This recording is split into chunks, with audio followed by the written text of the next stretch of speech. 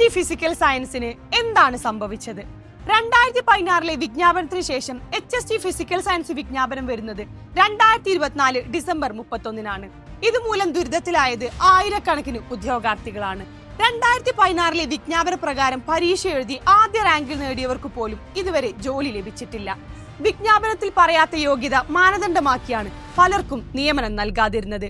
ഇതിനെ ഉദ്യോഗാർത്ഥികൾ കോടതിയിൽ ചോദ്യം ചെയ്തു. കേസ് ഇപ്പോഴും സുപ്രീം കോടതിയുടെ പരിഗണനയിലാണ്. എന്നിരുന്നാലും വിജ്ഞാപനം വൈകിയതിലൂടെ പലർക്കും പ്രായപരിധി കഴിഞ്ഞ് അപേക്ഷിക്കാൻ പറ്റാതെയായി. കഷ്ടപ്പെട്ട് പഠിച്ച് റാങ്ക് ലിസ്റ്റിൽപ്പെട്ടവർക്ക് ജോലി ലഭിച്ചതുമില്ല. ഇനിയും ഇത്തരം സാഹചര്യങ്ങൾ ഉണ്ടാവരുത്. ആരുടെയെങ്കിലും അറിവില്ലായ്മക്ക് ബലിയാടാകേണ്ടത് പാവപ്പെട്ട ഉദ്യോഗാർത്ഥികളല്ല. ഉദ്യോഗാർത്ഥികളുടെ ആവശ്യം ന്യായമാണെന്ന് കണ്ട് എയ്സ് ഉദ്യോഗാർത്ഥികളോടൊപ്പം വളരെ കാര്യക്ഷമമായി തന്നെ നിലകൊണ്ടിട്ടുണ്ട്. ഇനിയും ഇത് തുടരുന്നതാണ്.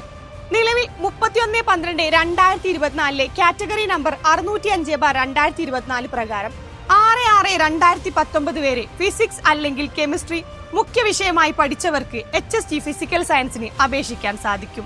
ഉപവിഷയമായി എന്തു പഠിച്ചാലും പ്രശ്നമില്ല. പൊതുവിദ്യാഭ്യാസ വകുപ്പിന്റെ 8/8/2019 118/2019 28/2019 128/2019 ഉത്തരവുകൾ പ്രകാരമാണ് PSC ഈ വിജ്ഞാപനം ഉൾപ്പെടുത്തിയിരിക്കുന്നത്. ഇതുകൂടാതെ ഫിസിക്സും കെമിസ്ട്രിയും സബ്സിഡറി ആയിട്ടുള്ള ജിയോളജി മെയിൻ ബിരുദവും ഫിസിക്കൽ സയൻസ് യോഗ്യതയും ഈ തസ്തികയ്ക്ക് തുല്യമായി പരിഗണിക്കുന്നതാണ്. റൂറൽ ഉന്നത വിദ്യാഭ്യാസ നാഷണൽ കൗൺസിൽ നൽകിയിട്ടുള്ള റൂറൽ സർവീസ് ഡിപ്ലോമയും ഡിഗ്രിക്ക് തത്തുല്യമായി ഇതിലേക്ക് പരിഗണിക്കാവുന്നതാണ്.